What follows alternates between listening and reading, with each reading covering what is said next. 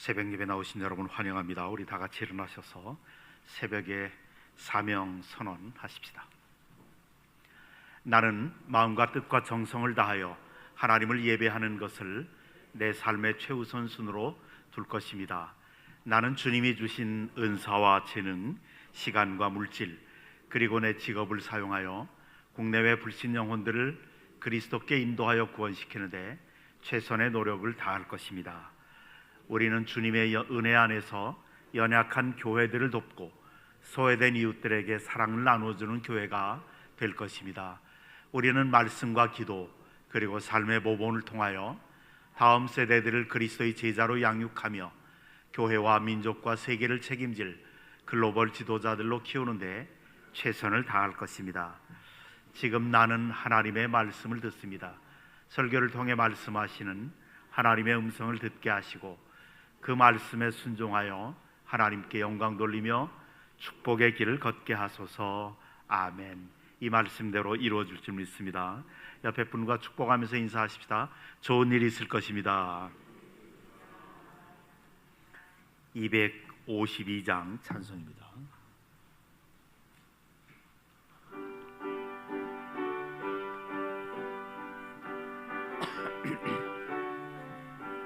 나의 죄를 씻기는 예수의 피밖에 없네. 다시 정케하기도 예수의 피밖에 없네.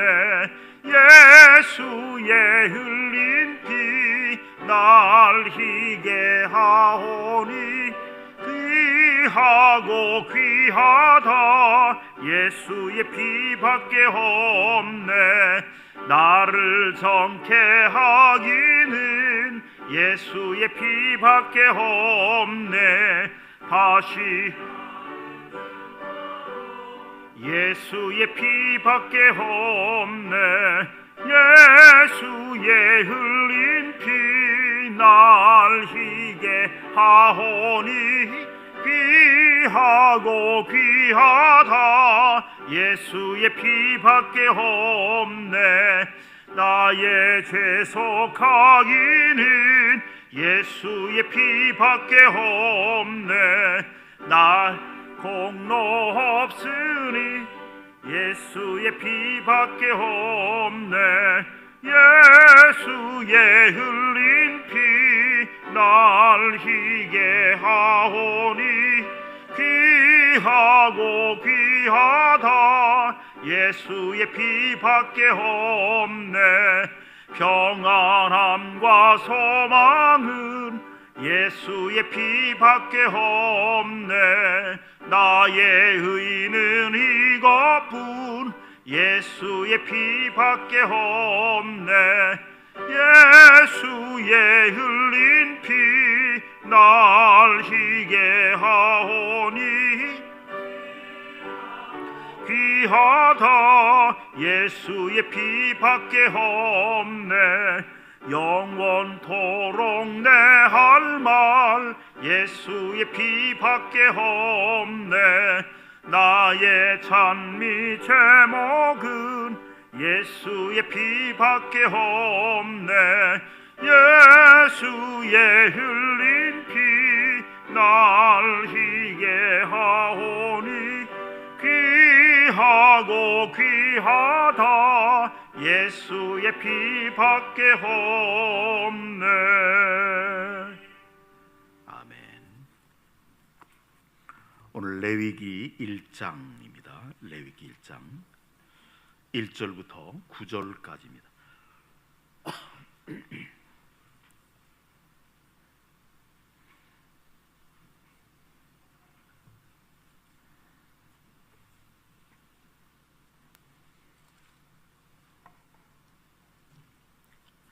레위기 1장입니다.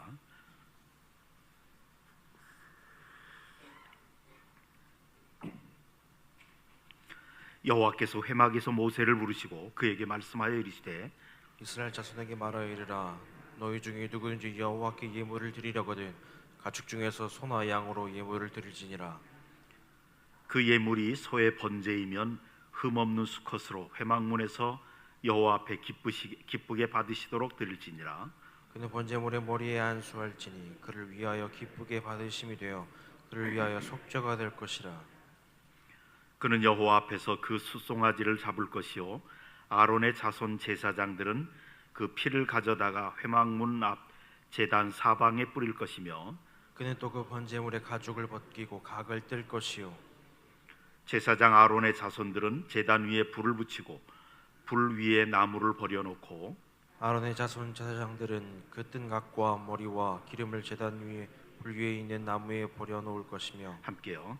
그 내장과 정강이를 물로 씻을 것이요 제사장은 그 전부를 제단 위에서 불살라 번제를 드릴지니 이는 화제라 여호와께 향기로운 냄새니라. 아멘.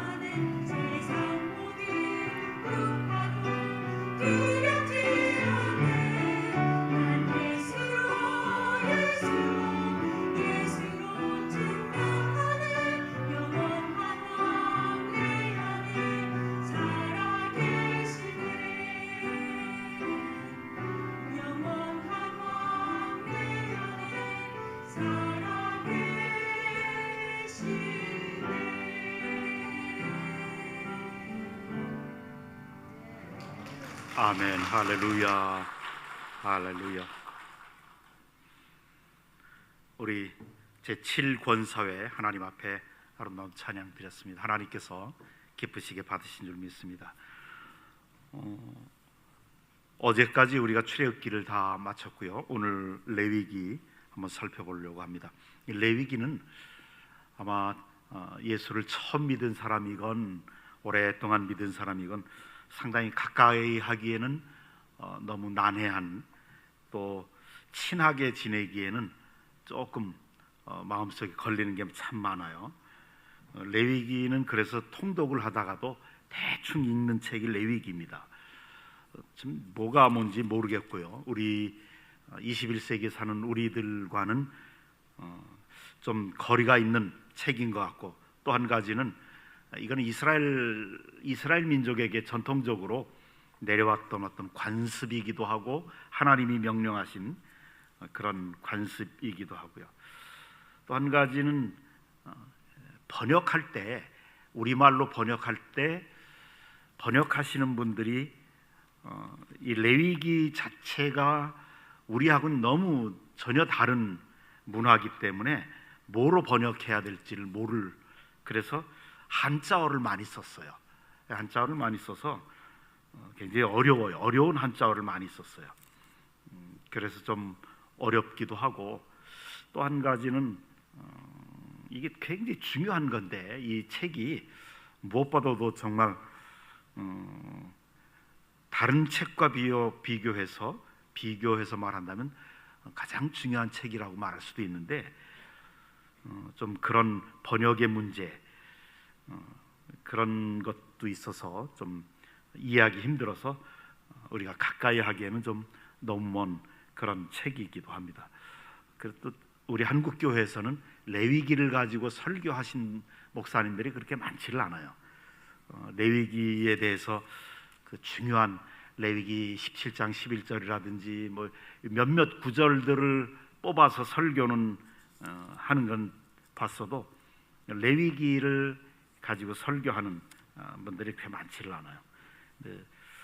그래서 우리 레위기는 이제 중요한, 우리에게 신약적으로 대단히 중요한 의미가 있는 것들만 좀 살펴보고요. 레위기를 여러분들이 젊다고 생각하시면 영어 성경으로 보는 게 제일 이해하기가 쉬울 그런 책이 레위기입니다. 레위기는 이게 언제 쓰여졌는지를 한번 가만히 생각해 보세요. 출애굽한 다음에 쓰여졌어요. 하나님의 백성들을 위해서. 그러니까 이 책은 뭐냐면 구원받기 위한 책이 아니에요. 제사를 지내야 구원받고 천국에 가고 그런 게 아니에요. 이거는 이미 출애굽한 사람들, 하나님의 은혜로 구원받은 사람들이 어떻게 하면 하나님의 백성답게 살아가느냐, 백성다운 모습으로 살아갈 수 있는가를 보여주는 책입니다. 그래서 이 레위기를 많이 여기 범했다고 그래서 구원 못 받는다거나 천국에 못 간다거나 이런 책은 아니에요. 이 레위기는 이미 구원받은 사람들이 어떻게 하면 하나님의 백성답다는 건 뭐냐면 거룩하게 살아가느냐, 성화라고 그렇게 이야기합니다. 성화된 상태, 거룩하게 살아가느냐. 그래서 이 거룩함이라는 게 이 레위기의 주제입니다. 총주제. 레위기 11장 44, 45절에 보면 나는 여호와 너의 하나님이라 내가 거룩하니 너희도 몸을 거룩하게 하고, 몸을 구별하여 거룩하게 하고, 그 다음에 이제 45절에 나는 너희 하나님이 되려고 너희를 애굽 땅에서 인도하여 낸 여호와라 내가 거룩하니 너희도 거룩할지니라. 그래요. 이 거룩함이라고 하는 단어가 레위기 전체에 150번 이상이나 나와요. 이거 단어가 똑같은 단어나 똑같은 표현이 이렇게 반복돼서 나온다는 것은 핵심 주제가, 메시지가 바로 거룩함이라는 뜻이에요. 그러니까 레위기가 27장, 27장까지 있으니까 150번이면 한 장에 적어도 이 거룩함이라고 하는 단어가 13번 이상 반복돼서 나오는 거예요. 그래서 하나님이 제일 먼저 중요한 것은, 하나님이 우리 구원받은 예수 믿는 성도들에게 가장 원하는 게 뭐냐? 거룩함이다. 그것을 이제 신약적인 표현으로 그리스도를 닮아간다 이렇게 말씀을 하시죠. 우리 신약에서는 그리스도를 닮는 사람, 이 거룩함이죠. 하나님이 얼마나 철저하게 하나님의 백성들에게 거룩한 삶을 요구하고 계시는지를 우리는 이것을 보면서 알 수가 있죠. 그래서 이건 구원을 위한 삶, 이 책이 아니고 구원받은 백성들이 거룩하게 살아가는 하나님의 자녀다운 자녀로 살아가는, 그렇잖아요. 부모 안 닮은 자녀, 참 부모님은 점잖고 양반 같고 귀티 나는데 자녀가 영 개차반이고 부모를 하나도 안 닮았다면 이 부모의 마음이 얼마나 아프겠습니까? 이거 부모를 닮아가라는 얘기에 한마디 쉽게 이야기하면, 그래서 왜 그러느냐? 우리는 하나님의 자녀로 이 세상 살아가면서 하나님을 대표한 사람들이거든요. 우리는 사실 이 세상에 성경을 믿지 않는 사람들은 성경을 안 읽거든요. 기독교가 뭔지도 모르고 하나님이 누구신지도 모르고 하나님이 있건 없건 상관없이 살아가는 사람들이니까 하나님을 보여주는데 누구를 통해서 보여주냐? 우리를 통해서 보여준다는 거죠. 우리 성도들, 구원받은 하나님의 자녀들을 통해서 보여주어야 하기 때문에 우리의 삶이 하나님을 닮아야 한다. 거룩한 삶이어야 한다. 그래서 우리 삶 자체가 거룩한 모습을 보여줄 수 있어야 합니다. 그래서 하나님께서 우리를 성화시켜 나가는 한 과정으로 그렇게 다루어 가시는 그런 모습, 이것이 레위기의 주제입니다. 이 성경에서 거룩하게 지키라 하는 것 중에 제일 대표적인 거, 제일 처음에 가장 먼저 떠오르는 건 안식일이죠. 안식일을 기억하여 거룩하게 지키라. 그래서 우리 옛날 초창기의 한국교회 성도들, 청교도 출신의 선교사님들에게 복음을 받은 우리 한국교회는 거의 대부분 안식일을 거룩하게 지키라 그러면 안식일 날은 주일날은 차도 안 타고 물건을 사지도 않고 돈을 쓰지도 않고 주일날 아침엔 또 밥도 안 지어요. 토요일날 밥을 해놓고 그 다음에 주일날 주지요. 주일날에는 하루 종일 교회에서 지내고 그것이 우리 한국교회 초창기 때의 모습입니다.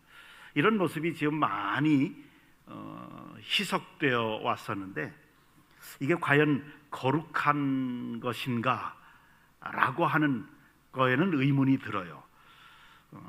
좋은 면이 있었지만 옛날에 우리 그 조선시대 말기에 복음이 들어왔을 때 우리 민족이 청년들이 술과 도박에 빠지고 또 양반들을 비롯한 모든 사람들이 축첩제도가 있고 이런 문란하게 살아가는 사람들이 많았던 그 시기에 이 청교도 선교사님들이 전해준 복음의 모습이 딱 맞았어요.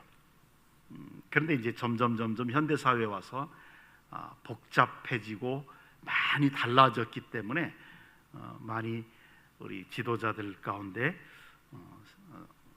조금 새로운 거를 시도하는 분들이 많이 있죠.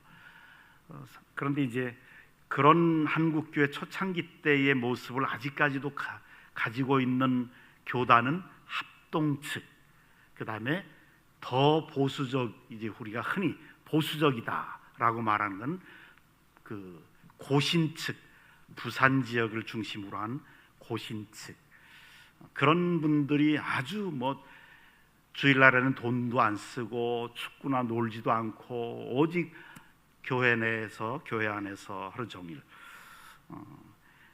저도 이제 초창기 때 예수 처음 믿고 그 다음에 선교사로 나가서 우리 아이들 공부시킬 때 월요일날 중요한 시험이 있다고 그래도 주일날은 공부 못하게 했어요. 주일 지켜야 된다, 거룩하게 지켜야 된다. 저도 그런 영향을 많이 받아서 그 토요일날 밤 12시까지만 딱 공부하고 12시다 이제 그만 자라 이렇게 해서 주일날 아침에 교회 가서 하루 종일 있다가 얘네들이 막 그냥 내일 시험인데 공부해야 돼요. 공부해야 돼. 안 돼. 오늘 주일날이야. 네가 성적 안 나와도 괜찮아. 공부 너 잘하라고 아빠가 요구하는 거 아니야. 주일날 거룩하게 지켜야 돼. 저도 그렇게 아이들을 교육을 시켰어요. 그러나 이제 이게 얼마나 잘한 거냐는 잘 모르겠어요. 근데 우리 교단은 우리 통합측 교단 이제 지금 취향을 색깔을 얘기하는 거예요. 아주 보수적인 데는 고신 측이고, 그 다음에 합동 측이고, 그리고 우리 교단은 조금 개방적인 현대 사회에 맞게 그렇게 주일날을 거룩하다는 것을 해석을 해요. 그러면 이제 거룩하다는 게 뭔가? 거룩하다는 거는 윤리적, 도덕적으로 깨끗하다는 뜻이 아니에요. 레위기에서 말하는 거룩하다는 뜻은 구별된다라는 뜻이에요. 하나님을 모르는 사람들과 우리는 다르다는 거예요. 하나님을 아는 사람들이니까 구별되게 살아가야 한다. 그런 다르게 살아가야 된다. 거룩하다 그래서 그냥 눈 감고 앉아서 기도나 하고, 특별히 우리 한국 사람들에게 많은, 원래 우리 민족이 얼굴이 무표정하거든요. 굉장히 무뚝뚝해요. 그래서 외국인들이 와서 하는 소리, 거의 공통적인 소리는 뭐냐면 한국 사람들은 무진장 무뚝뚝하다. 그런데 사귀고 보면 또 그렇게 친절할 수가 없다. 정이 많다. 그런데 얼굴 표정은 무뚝뚝하다. 이걸 거룩이라고 착각을 우리 그리스도인들도 한동안 할 때가 있었어요.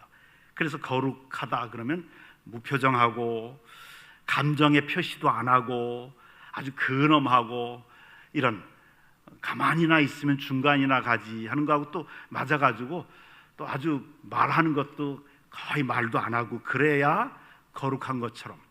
그래서 한때 60년대 70년대 한때는 우리 성도들이 교회 예배드리기 위해서 주일날 쫙 올 때는 성전 밖에서는 굉장히 막 깔깔거리고 웃다가도 성전만 딱 들어오면 근엄하게 얼굴 표정 굳어지고, 그리고 또 제가 제가 예수 처음 믿었을 때 도저히 이해가 안 됐던 게, 왜 부활절날 하얀 소복을 입고 나오는지 난 그게 이해가 안 됐어요. 하얀 소복, 부활절날 또 왜 우는지 그게 참 한동안 이해가 안 됐었는데, 지금은 이제 많이 달라졌어요. 그래서 성전에만 들어오면 왜 우는가? 어떤 선교사들이, 그래요, 미국 선교사님 한 분이 그런 말을 한 적이 있어요. 왜 한국교회 성도들은 성전 밖에서는 그렇게 웃고 행복하게 보이다가 성전만 들어오면 왜 이렇게 많이 우는가? 하여튼 그런 게 거룩은 아니라는 거죠. 그러나 이제 분명한 것은 하나님께 거룩하라, 이 뜻은 뭐냐면 세상과 구별된 삶을 살라는 이야기예요.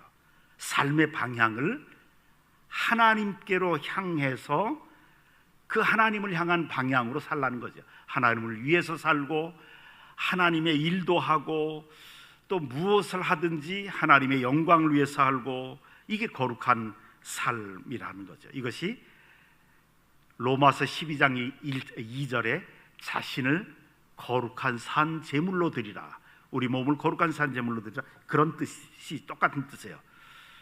예수님을 올바로 믿는 사람들은 사실 어디가 달라도 달라요. 믿는 사람이라고 내가 얘기하지 않아도 믿는 사람이라는 게 은연중 나타나요. 왜 우리 그런 게 있잖아요. TV 드라마를 보든 또 어디 마트 가서 장을 보다가 하든 누구를 만났는데 잘 알지 못하는 사람인데 그 사람 말하는 말씨나 사람들 대하는 태도나 그거 보면 저 사람 예수 믿는 사람인가 보다, 그렇게 느껴지는 사람이 있잖아요. 그런 느낌이 우리 속에 나타난다고요. 우리 예수 믿는 사람들에게는 그런 향기가, 하나님을 아는 사람이라고 하는 분위기가 나타나게끔 되어 있어요.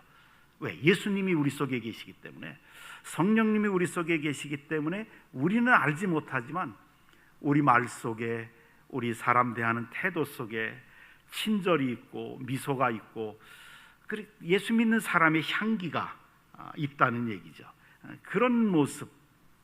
그래서 하나님이 원하시는 것은 믿지 않는 사람들이 우리 얼굴 보는 것만으로도 저 사람 교회 다니는 사람이구나 라고 생각하게끔 살으라는 얘기예요. 아주 쉽게 풀이하면 사람을 대하는 태도, 생활 방식, 먹는 거, 입는 거, 또 말하는 말씨, 이 하나님을 나타낼 수 있는 사람들이 되어야 된다. 이것은 구별된 삶이기 때문이다. 구별해서 그렇다. 거룩하기 때문에 그렇다.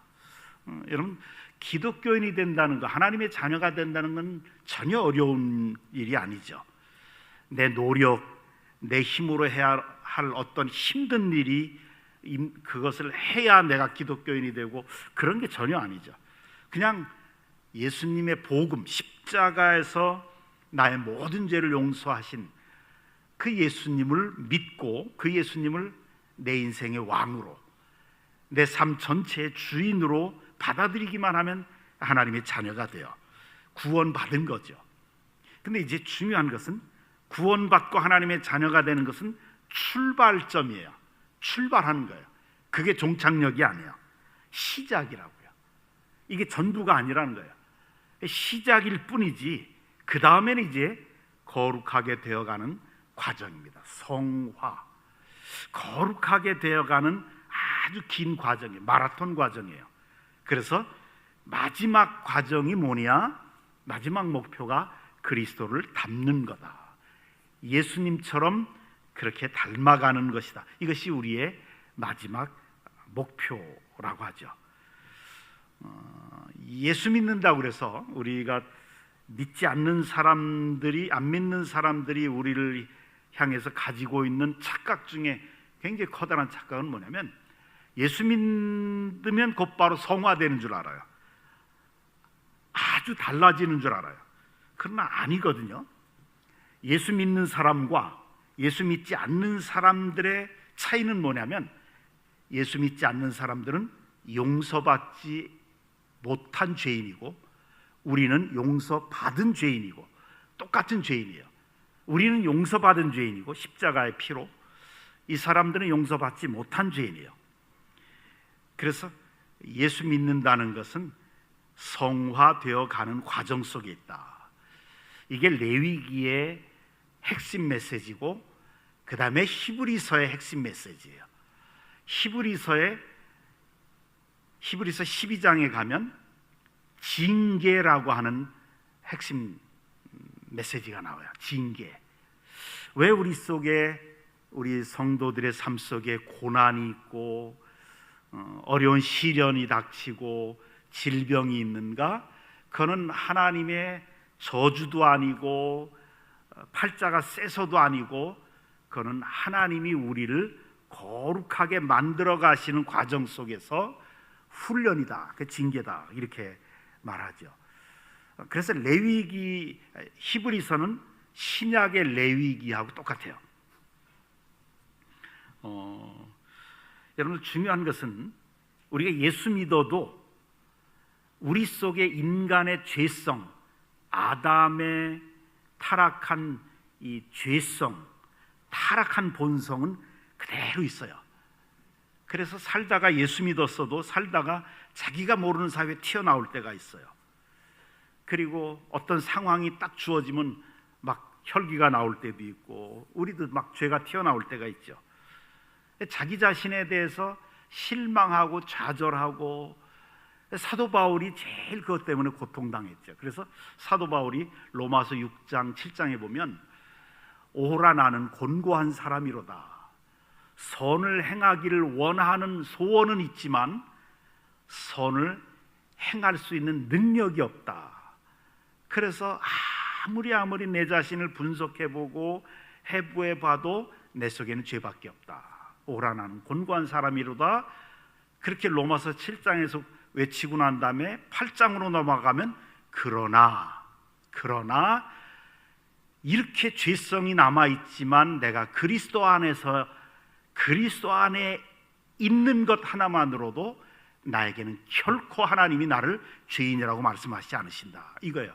결코 정죄함이 없나니, 심판도 없고 저주도 없고 그리스도 안에 있기 때문에 내 속에 아직 죄성이 남아있지만 결코 정죄함이 없다. 저주 없고 심판을 막아주시고 이미 용서받은 죄인이다. 그래요. 그래서 여러분, 우리 속에 나쁜 것밖에는 없어요. 죄성밖에는. 이것을 이기게 하기 위해서 성령님을 주신 것이죠. 그러면서도 또다시 죄를 반복적으로 짓는, 그러나 하나님은 정죄하지 않으시고, 넌 죄인이다라고 말씀하지 않으시고 넌 의인이다라고 이렇게 말씀하시죠. 그래서 점점 거룩하게 돼가는 건 우리 힘으로는 불가능해요. 우리 힘으로는 불가능하고 오직 성령의 능력으로, 하나님의 은혜로만 될 수 있어요. 그래서 늘 회개하고 죄를 고백하고 또 기도하면서 죄를 이기려고 애쓰고 이런 거예요. 그러니까 아주 중요한 건, 여러분들이 우리 성도들 가운데 큐티 하시는 분이 많이 있으실 거예요. 큐티 할 때 가장 위험한 건 뭐냐면, 자기 자신의 내면을 성찰하는 거는, 이거는 기독교적인 게 아니에요.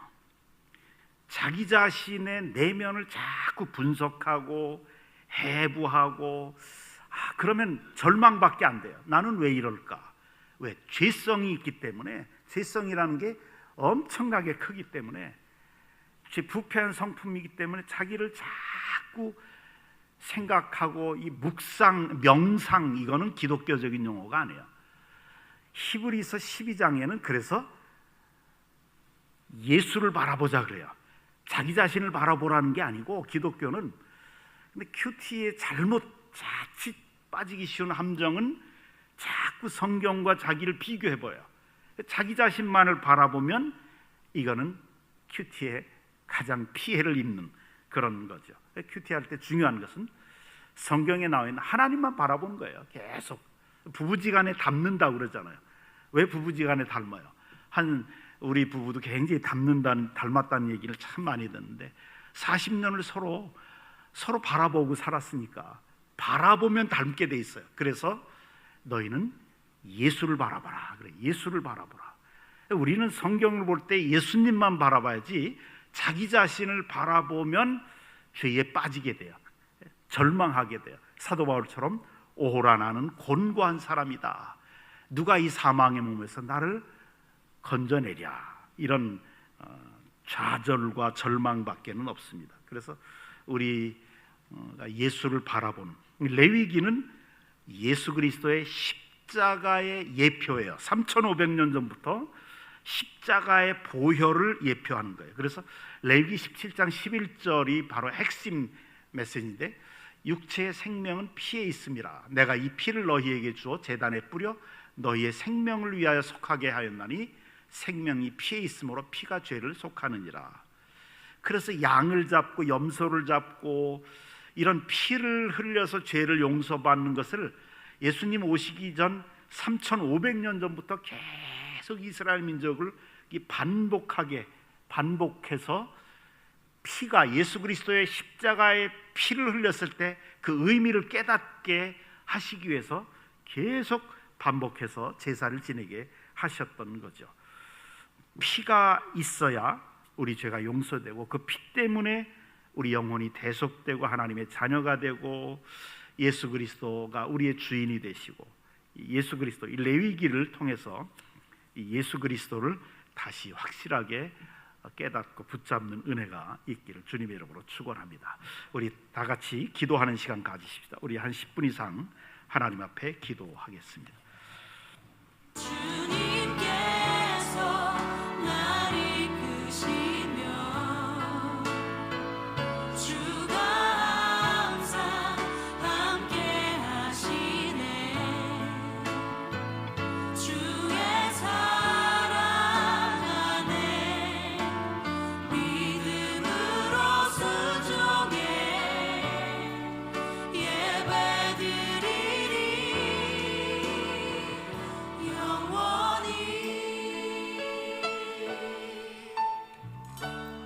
주님은 산 같아서, 주님은 산 같아서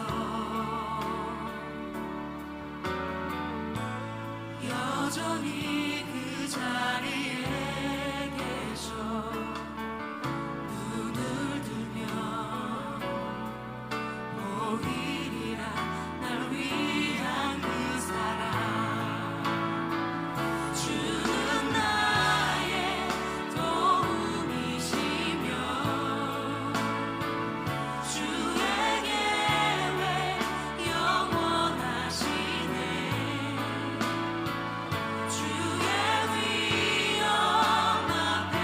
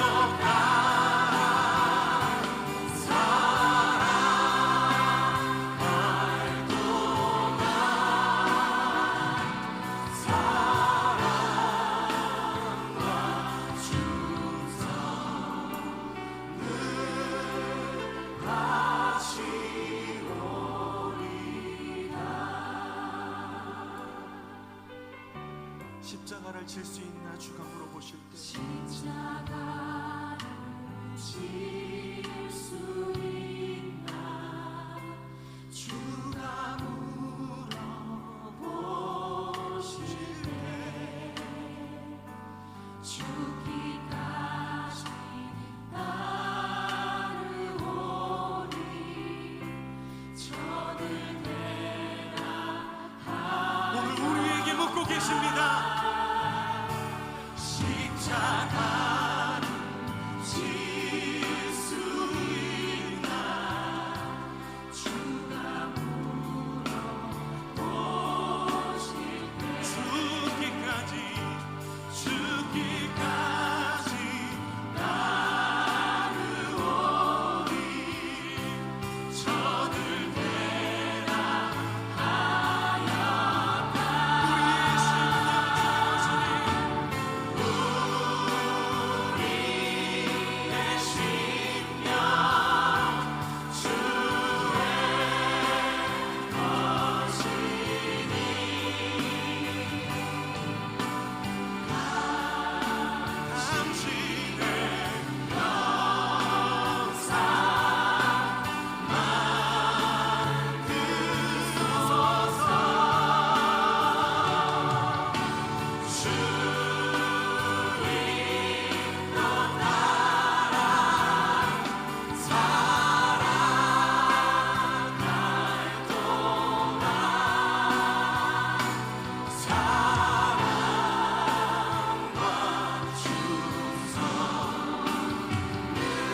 우리 주님의 십자가를 바라보며 함께 기도합시다. 죽기까지 순종하신 십자가의 긴 어둠 속에 영광의 빛 잃고 죄와 절망의 탄식 소리만인데 주의 사랑은 주의 사랑은 여전히 날 기다리시며 날 부르시네. 하나님은 나의 거치지 않는 등불이시니 아멘. 주는 나의 빛 구원이시니 내가 누구를 두려워하니 주가 찾으시는 종이 되어 나를 수만 섬기리. 주는 나의 힘 소망 되시니 그 소망으로 나를 비추시는 작은 자의 어둠 밝히시리. 소망 잃어버린 이 땅 위에 주의 그렇습니다. 나의 구원 되시는 주님, 주는 나의 빛 구원이시니, 주는 나의 빛 구원이시니 내가 누구를 하나님, 내가 누구를 바라보고 있습니까? 주가 찾으시는 주, 종이 되어 날 부르시는 주, 주만 섬기리. 주는 나의 주는 나의 힘 소망 되시니 작은 자의 어둠 밝히시리. 소망 잃어버린 이 땅 위에 주의 영광 비추니 우리 함께 기도하며 나갑시다. 주님